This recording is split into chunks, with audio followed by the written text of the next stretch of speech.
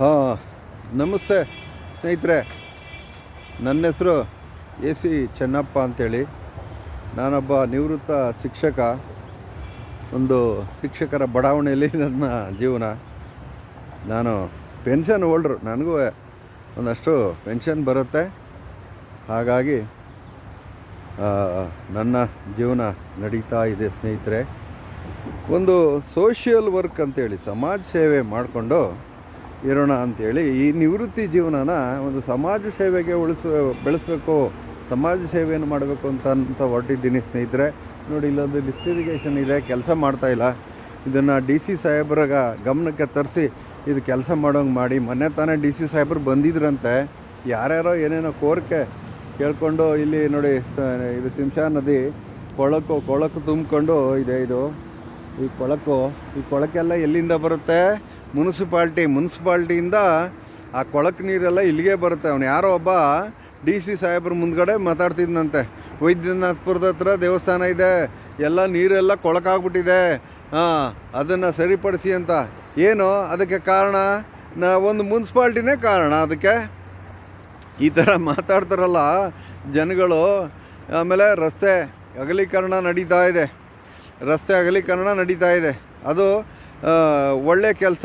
ಏನು, ನಮ್ಮ ಉದಯ್ ಅಂತಕ್ಕಂಥ ನಮ್ಮ ಶಾಸಕರಿದ್ದಾರಲ್ಲ, ಅವರು ಕೆಲಸ ಮಾಡ್ತಾಯಿದ್ದಾರೆ. ನಿಂತು ಕೆಲಸ ಮಾಡಲೇಬೇಕು ಅಂತ ಅಂದ್ಬಿಟ್ಟು ಹೊರಟಿದ್ದಾರೆ. ಆ ಬೀದಿ ಬದಿ ವ್ಯಾಪಾರಿಗಳನ್ನು ಎತ್ತಂಗಡಿ ಮಾಡಿಸಿ ಅವರೆಲ್ಲನೂ ಅಲ್ಲಿ ಸುಗಮವಾಗಿ ಜನ ತಿರುಗಾಡಲಿ ಅಂತ ಅನ್ನೋ ಉದ್ದೇಶಕ್ಕೆ ಮಾಡ್ತಾಯಿದ್ದಾರೆ. ಅದು ಒಳ್ಳೆಯ ಕೆಲಸ ಅಲ್ವೇ? ಅವರು ಕೇಳ್ತಾ ಇದ್ರಂತೆ, ಏನಂತ, ನಮಗೆಲ್ಲ ಬಿಲ್ಡಿಂಗ್ ಕಟ್ಸ್ಕೊಡಿ. ನಮಗೆ ಏನು ಸ್ವಾಮಿ ಇದು? ಬೀದಿ ವ್ಯಾಪಾರ ಮಾಡೋರು ಈಗ ಇಲ್ಲಿ ನೋಡಿ, ಫ್ಲೈಓವರ್ ಆಯ್ತು. ಇಲ್ಲಿ ಬೆಂಗಳೂರು ಮೈಸೂರು ಫ್ಲೈಓವರ್ ಆಯಿತು. ಇಲ್ಲಿ ಏನು ಹಳೆಯ ಒಂದು ರಸ್ತೆ ಇದ್ದಲ್ಲ, ಬೆಂಗಳೂರು ಮೈಸೂರು ರಸ್ತೆಯಲ್ಲಿ ಇತ್ತಂತಹ ಹೋಟೆಲ್ಗಳು, ಅಡಿಗಾಸ್ ಹೋಟೆಲ್ಲು, ಮದ್ದೂರು ಟಿಪಾನಿಸೋನು ತಗೊಬಂದು ಇಲ್ಲಿ ಕಟ್ಕೊಂಡ. ಮದ್ದೂರು ಟಿಪಾನಿಸೋನು ಯಾಕೆ? ಅವ್ರಿಗೆ ಅಲ್ಲಿ ಲಾಸ್ ಆಯಿತು. ಎಷ್ಟೋ ಸಂಸಾರ ಎಕ್ಕುಟ್ಟೋದು. ಈ ಬಿಲ್ಡಿಂಗ್ ಈ ಫ್ಲೈಓವರ್ ಆಗಲಾಗಿ ಎಷ್ಟೋ ಹೋಟೆಲ್ ಉದ್ಯಮಗಳೆಲ್ಲ ಮುಚ್ಚೋಗಿದ್ದಾವೆ ಸ್ನೇಹಿತರೆ. ನಿಜವಾಗ್ಲೂ ಇದು ಅನಿವಾರ್ಯ. ಏನೇ ಆದರೂ ಎಲ್ಲೇ ಆದರೂ ಅನಿವಾರ್ಯ. ಏನು, ಒಂದು ಆಧುನೀಕರಣ ನಡಿಬೇಕು ಅಂತ ಅಂದಾಗ ಇದು ಸಹಜ ಆಗುವಂಥದ್ದು ಸಹಜ. ಈ ಬೀದಿ ವ್ಯಾಪಾರಿಗಳು ಅಲ್ಲಿ, ನಾನು ಬೆಂಗಳೂರಿನಲ್ಲಿ ಮೆಜೆಸ್ಟಿಕ್ನಲ್ಲಿ ಹೋಗಿ ನೋಡಿದ್ದೀನಿ ಸ್ನೇಹಿತರೆ. ಅಲ್ಲೊಂದು ವಿಡಿಯೋ ಮಾಡಿದ್ದೀನಿ. ಬೆಂಗಳೂರಿನ ಮೆಜೆಸ್ಟಿಕ್ಕು ಒಳಗಡೆ ಅಂಡರ್ ಪಾಸ್ನಲ್ಲಿ ನಾನು ಹೋಗಿದ್ದೀನಿ. ಅಂಡರ್ ಪಾಸ್ನಲ್ಲಿ ಅಂದರೆ ಜನ ತಿರುಗಾಡೋದಕ್ಕೆ ಅಂತ ಅಂದ್ಬಿಟ್ಟು ಅಂಡರ್ ಪಾಸ್ ಮಾಡಿದರೆ ಎಲ್ಲ ಸಾಬ್ರುಗಳು ಹೋಗಿ ಅಲ್ಲಿ ಅಂಗಡಿ ಮಾಡಿಕೊಂಡು ಬೀದಿ ವ್ಯಾಪಾರ ಅಂತೆ. ಅದು ಅವ್ರು ಮಾಡೋದು ಬೀದಿ ವ್ಯಾಪಾರ. ಅದಕ್ಕೆ ಯಾವ ಲೈಸೆನ್ಸು ಇಲ್ಲ, ಏನೂ ಇಲ್ಲ. 24 ಗಂಟೆ ಲೈಟು ಇರಿಸ್ಕೊಂಡು ಕರೆಂಟ್ ಹಾಕೊಂಡು 24 ಗಂಟೆ ಅಲ್ಲಿ ಹೋಗೋ ಜನಗಳಿಗೆ, ತಿರುಗಾಡೋ ಜನಗಳಿಗೆ ಭಾಳ ತೊಂದರೆ ಕೊಡ್ತಾ ಇದ್ದಾರೆ. ಆ ಪೊಲೀಸ್ ಡಿಪಾರ್ಟ್ಮೆಂಟು ಅದನ್ನು ಕಣ್ಣು ನೋಡ್ಕೊಂಡು, ಆ ಕಮಿಷನರು ಏನು ಆ ಪೊಲೀಸ್ನವರು ಅದನ್ನು ನೋಡ್ಕೊಂಡು ಅದನ್ನು ವ್ಯಾಪಾರ ನಡೆಯೋದಕ್ಕೆ ಅವಕಾಶ ಮಾಡಿಕೊಟ್ಟುಕೊಂಡು ಅವರು ಆ ಬೀದಿ ವ್ಯಾಪಾರಿಗಳಂತವರು, ಇವನು ಯಾರೋ ಇಲ್ಲೊಬ್ಬ DC ಕೇಳ್ತಾ ಇದ್ನಲ್ಲ, ಆ ಬೀದಿ ವ್ಯಾಪಾರಿಗಳು ಈ ಥರ ಈ ಕೋಟ್ಯಾಧಿಪತಿಗಳವರು. ಸಾಧಾರಣ ಅಲ್ಲ ಅವರು. ಬನ್ನಿ ತೋರಿಸ್ತೀನಿ. ಗಾಂಜಾ ಮಾರ್ತಾರೆ, ಬೇಕಾದಂಗೆ ಅನ್ಯಾಯ ಅಲ್ಲಿ ನಡೀತಾ ಇದೆ. ಅವ್ರನ್ನ ಎತ್ತಾಕ್ಸಿ ಅಲ್ಲಿ ಜನ ತಿರುಗಾಡೋಕ್ಕೆ ಜಾಗ ಮಾಡಿಕೊಡ್ಬೇಕೆ ವಿನಃ ಈ ಕಮಿಷನರು ನೋಡಲಿಲ್ವೇ ಅದನ್ನು? ಮೆಜೆಸ್ಟಿಕ್ ಸರ್ಕಲಲ್ಲಿ ಸ್ವಾಮಿ ನಾನು ಹೇಳ್ತಾ ಇರೋದು, ಮೆಜೆಸ್ಟಿಕ್ ಸರ್ಕಲ್ ಒಳಗೆ ಇರೋದು, ಮೆಜೆಸ್ಟಿಕ್ ಅಂಡರ್ ಪಾಸ್ನಲ್ಲಿ ಕತೆ ಹೇಳ್ತಾ ಇರೋದು ನಾನಿದು, ಇನ್ನೆಲ್ಲೂ ಅಲ್ಲ. ನೋಡಿ, ಇಂಥದ್ದು ಅನ್ಯಾಯ ನಡೀತಾ ಇದ್ರೂ ಕೂಡ ಏನು ಮುಖ್ಯಮಂತ್ರಿಗಳಿಗೆ ಗೊತ್ತಿಲ್ವೇ? ಏನು ನಮ್ಮ ಉಸ್ತುವಾರಿ ಮಿನಿಸ್ಟ್ರುಗಳಿಗೆ ಗೊತ್ತಿಲ್ವಾ ಈ ವಿಷಯ? ಇಲ್ಲಿ ಮೆಜೆಸ್ಟಿಕ್ನಲ್ಲಿ ಅನ್ಯಾಯ ನಡೀತಾ ಇದೆ, ಇಂಥ ಮೋಸಗಳು ನಡೀತಾ ಇದ್ದೇವೆ ಅಂತ ಅನ್ನೋದು ಗೊತ್ತಿಲ್ವೇ? ಪೊಲೀಸ್ ಕಮಿಷನರ್ಗೆ ಗೊತ್ತಿಲ್ವೇ ಸ್ನೇಹಿತರೆ? ನೋಡಿ, ಇಂಥ ಅನ್ಯಾಯಗಳು ಈಗ ನಡೀತಾ ಇದೆ. ಇವೆಲ್ಲ ಏನು ಮಾಡೋಕ್ಕಾಗೋದಿಲ್ಲ. ಈ ಫ್ಲೈಓವರು ನೋಡಿ, ಇಲ್ಲಿ ಕೆಟ್ಟಿಲ್ಲ, ಚೆನ್ನಾಗಿದೆ. ನೋಡಿ, ಈ ನೀರಿದೆ, ಆ ಕೆರೆಗೆ ನೀರು ತುಂಬಿಸಿ ಅಂತ ದೊಡ್ಡದಾಗಿ ಆ DC ಸಾಹೇಬ್ರು ಹೇಳ್ತಾರೆ, ಎಲ್ಲ ಕೆರೆಗೂ ನೀರು ತುಂಬಿಸ್ಬಿಡಿ ಅಂತ ಹೇಳ್ತಾರೆ. ವಾಸ್ತವವಾಗಿ ನೋಡಿದ್ದು ನಡೀತಾ ಇರೋದು ಸ್ನೇಹಿತರೆ. ನಿಜವಾಗ್ಲೂ ನಾನು ಮದ್ದೂರಿನಲ್ಲಿ ಒಂದು ಅನಾಥಾಶ್ರಮನ ಮಾಡಿ ಅಂತ ಅಂದ್ಬಿಟ್ಟು ನಮ್ಮ ಏನು ಜನಪ್ರತಿನಿಧಿಗಳು, ಜನನಾಯಕರು, ನನ್ನ ಶಿಷ್ಯಂದಿರು ಅವರಲ್ಲ, ಅವ್ರನ್ನ ನಾನು ಉಸ್ತುವಾರಿ ನೋಡ್ಕೊಳ್ತೀನಿ, ನಾನು ನಿವೃತ್ತನಾಗಿದ್ದೀನಿ, ಒಂದು ಕಟ್ಟಿಸ್ಕೊಡ್ರಪ್ಪ, ಒಂದನ್ನು ಅನಾಥಾಶ್ರಮ ಕಟ್ಸ್ರಯ್ಯ.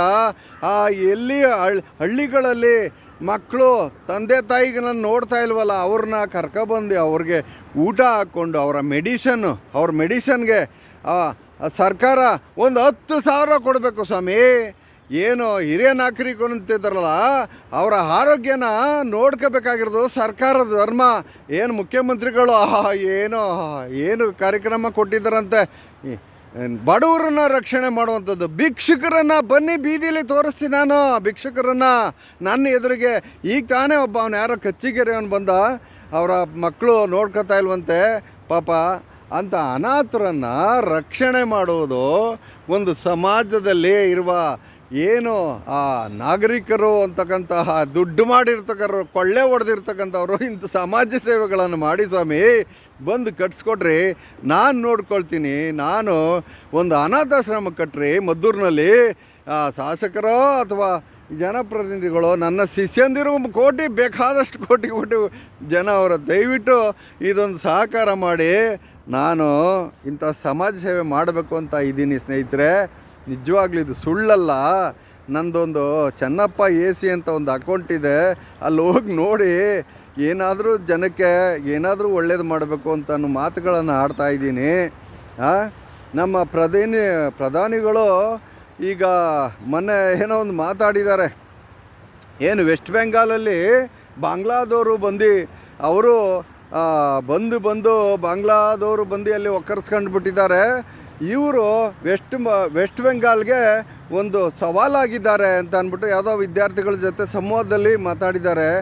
ಏನು ಬಾರ್ಡ್ರಲ್ಲಿ ಇರೋದು ಯಾರು ಸ್ವಾಮಿ? ನಿಮ್ಮ ಬಾರ್ಡ್ರು ಪುಲ್ವಾಮಾ ನಡೀಕೆ ಏನು ಕಾರಣ? ಅದೆಲ್ಲ ಎಲ್ಲಿಂದ ಬರುತ್ತೆ? ಪೊಲೀಸ್ ಇಲ್ಲ, ಅದು ಸರಿ, ಮಿಲಿಟರಿ ನಿಮ್ಮದಲ್ವೇ ಸ್ವಾಮಿ? ನಿಮ್ಮದೇ ಅಲ್ವೇ ಮಿಲಿಟರಿ?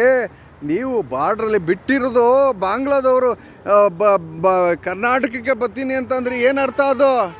ಯಾವನೋ ಹೋಗಿ ಬಾಂಗ್ಲಾದೇಶದವನು ಆಧಾರ್ ಕಾರ್ಡ್ ಮಾಡ್ಕೊಂಡು ಅಂತ ಕೇಳೋಕೆ ಹೋಗವನ.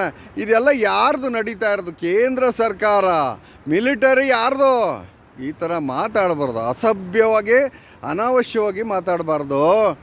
ಏನು ತಿಳಿದು ಮಾತಾಡಬೇಕು. ಏನೇ ಒಂದು ಮಾತಾಡಿದ್ರೂ ಅದರ ಬಗ್ಗೆ ಗಮನ ಇಟ್ಕೊಂಡು ಮಾತಾಡಬೇಕು. ನಿಜವಾಗ್ಲೂ ಮುಂದೆ ಏನು ಒಂದು ಸಣ್ಣ ಕೈಲಾಗದವ್ರನ್ನ ಕಾಪಾಡುವಂಥ ಕಾರ್ಯಕ್ರಮಗಳು ಸರ್ಕಾರದಿಂದ ಆಗಲಿ. ಕೈಲಾಗದೇ ಇರುವಂಥವ್ರು ಕೋಟಿ ಜನ ಬಿದ್ದಿದ್ದಾರೆ, ಅನಾಥರು ಅವ್ರಿಗೆ ರಕ್ಷಣೆ ಮಾಡುವಂಥ ಕಾರ್ಯಕ್ರಮಗಳನ್ನು ಮಾಡಿ ಸ್ವಾಮಿ. ಒಂದು ಮದ್ದೂರು ತಾಲೂಕಿನ ಮಟ್ಟದಲ್ಲಿ ಒಂದು ಅನಾಥಾಶ್ರಮ ಇಲ್ಲ, ಅದನ್ನು ಯಾರಾದರೂ ಕಟ್ಟಿಸಿ ನೋಡಿ. ಇಲ್ಲೊಂದು ಪಾರ್ಕ್ ಮಾಡೋದಕ್ಕೆ ಮಾಡಿ ಅಂತ ನಾನು ಕೇಳ್ಕೊಳ್ತಾ ಇದ್ದೀನಿ. ನೋಡಿ, ಇದು ಒಂದು ಸರ್ಕಾರಿ ಜಾಗ. ಇಂಥ ಸರ್ಕಾರಿ ಜಾಗ ಬೇಕಾದಷ್ಟಿದೆ. ಮನೆ ತಾನೇ ನಮ್ಮ ಶಿಕ್ಷಕರ ಬಡಾವಣೆಯಲ್ಲಿ ಒಂದು 22 ಕುಂಟೆ ಒಂದು ಕಟ್ಟೆ ಇತ್ತು. ಆ ಕಟ್ಟೆನ ಯಾವನೋ ಒಬ್ಬ ಲೂಟಿ ಮಾಡೋಕ್ಕೆ ನಿಂತಿದ್ದಂತೆ. ನಮ್ಮ ತಹಸೀಲ್ದಾರ್ ಅವರು ಮಾಜೂರಿಗೆ ಬಂದಿದ್ದರು, ಮತ್ತು MLA ಸಾಹೇಬರು ಬಂದಿದ್ದರು. ಅದನ್ನು ಪಾರ್ಕ್ ಮಾಡಿಕೊಡ್ತೀವಿ ಅಂತ ಹೇಳವ್ರೆ. ನಿಜವಾಗ್ಲೂ ಇಂಥ ಒಳ್ಳೆ ಕೆಲಸ ಆಗಬೇಕು. ಸರ್ಕಾರಿ ಜಾಗನ ಅಕ್ವೈರ್ ಮಾಡ್ಕೊಂಡಿರೋದನ್ನು ಬಿಡಿಸಿ. ನಮ್ಮ ಮದ್ದೂರಿನಲ್ಲಿ ಪೇಟೆ ಬೀದಿಲ್ಲ ಅದೇ ಆಗಿರೋದು. ಏನು ಸರ್ಕಾರಿ ಜಾಗದಲ್ಲೆಲ್ಲ ಅಂಗಡಿ ಕಟ್ಕೊಂಡು ಬಿಸ್ನೆಸ್ ಮಾಡ್ಕೊಂಡು ನಿಂತಿದ್ದನ್ನು ಹೊಡೆದು ಹಾಕಿ ಇವತ್ತು ಅವರಿಂದ ಪೆನಾಲ್ಟಿ ವಸೂಲಿ ಮಾಡಬೇಕಾಗಿತ್ತು. ಇಷ್ಟು ದಿವಸ ಲೂಟಿ ಮಾಡಿವ್ರ ಜಾಗದಲ್ಲಿ, ಸರ್ಕಾರಿ ಜಾಗದಲ್ಲಿ ಕಟ್ಕೊಂಡು ವ್ಯಾಪಾರ ಮಾಡೋರಲ್ಲ, ಅದು ಲೂಟಿ. ಅದು ಈ ಸರ್ಕಾರದ ಜಾಗ ಏನಿದೆ ಅದನ್ನು ಸದುಪಯೋಗ ಮಾಡಬೇಕು. ನೋಡಿ, ಇಲ್ಲೊಂದು ಪಾರ್ಕ್ ಮಾಡಲಿ, ಇದು ಓಪನ್ ಆಗಲಿ. ಇದು ಆನ್ ಮಾಡಿದ್ರೆ ಕೆರೆಗಳಿಗೆ ನೀರು ಹೋಗುತ್ತೆ. ಆ ಕೆರೆಗೆ ನೀರು ತುಂಬಿದ್ರೆ ರೈತ ಬದುಕ್ತಾನೆ. ಈ ದೇಶದ ಬೆನ್ನೆಲುಬು ರೈತ. ಸ್ನೇಹಿತರೆ ನೋಡಿ, ಇದು ನಿಂತಿದೆ, ಚೆನ್ನಾಗಿದೆ. 24 ಗಂಟೆ ಕರೆಂಟು, 24 hours ಕರೆಂಟ್ ಬರುತ್ತಂತೆ. ನೋಡಿ, ಈ DC ಸಾಹೇಬರು ಇದನ್ನು ಗಮನಿಸಿದ್ರಾಗೋದಿಲ್ವೇ? ಸೋಮನಹಳ್ಳಿ ಮತ್ತು ರುದ್ರಾಕ್ಷಿಪುರ ಕೆರೆಗಳಿಗೆ ನೀರು ತುಂಬಿಸುವ ಯೋಜನೆ 8 ಕೋಟಿ ಖರ್ಚಾಗಿದ್ದೀನಿ ಅಂತ. ಇದಕ್ಕೆ 8 ಕೋಟಿ ನಾನು ಹೇಳ್ತಾನೆ ಇದ್ದೀನಿ. ಯಾವ ನನ್ನ ಮಗನೂ ಬಂದು ಇಲ್ಲಿ ಇದನ್ನು ನೋಡ್ತಾ ಇಲ್ಲ. ನಿಜವಾಗ್ಲೂ ಸ್ನೇಹಿತರೆ, ನಾನು ಸತ್ಯ ಹೇಳ್ತಾ ಇದ್ದೀನಿ. ಸುಮ್ಮನೆ ಬಟನ್ ಒತ್ತಿದ್ರೆ ಸಾಕು, ರುದ್ರಾಕ್ಷಿಪುರ ಕೆರೆಗೆ ಹೋಗಿ ನೀರು ಬೀಳುತ್ತೆ. ನೋಡಿ, ಇಂಥ ಕಾರ್ಯಕ್ರಮಗಳು ಅನ್ಯಾಯವಾಗಿ ಹಾಳಾಗಿ ಹೋಗ್ತಾ ಇದೆ ಸರ್ಕಾರದ ಮಟ್ಟದಲ್ಲಿ. ಸ್ನೇಹಿತರೆ, ನನ್ನ ಯೂಟ್ಯೂಬ್ ಚಾನಲ್ನ ನೋಡಿ ಅಲ್ಲಿ ನಾನು ಈ ಥರ ಮಾತಾಡಿದ್ದೀನಿ, ಏನು ಸಮಾಜ ಸೇವೆ ಮಾಡಬೇಕು ಅಂತಿದ್ದೀನಿ. ದಯಮಾಡಿ ಇದಕ್ಕೆ ಸಹಕಾರ ನೀಡಿ. ಏನು ಜನಪ್ರತಿನಿಧಿಗಳು ಇದ್ದೀರಿ, ನಿಜವಾಗ್ಲೂ ಜನಕ್ಕೆ ಒಳ್ಳೆಯದನ್ನು ಮಾಡಿ ಅಂತ ಹೇಳ್ತಾ ನಾನು ಈ ಮಾತನ್ನು ಮುಗಿಸ್ತೀನಿ. Thank you so much.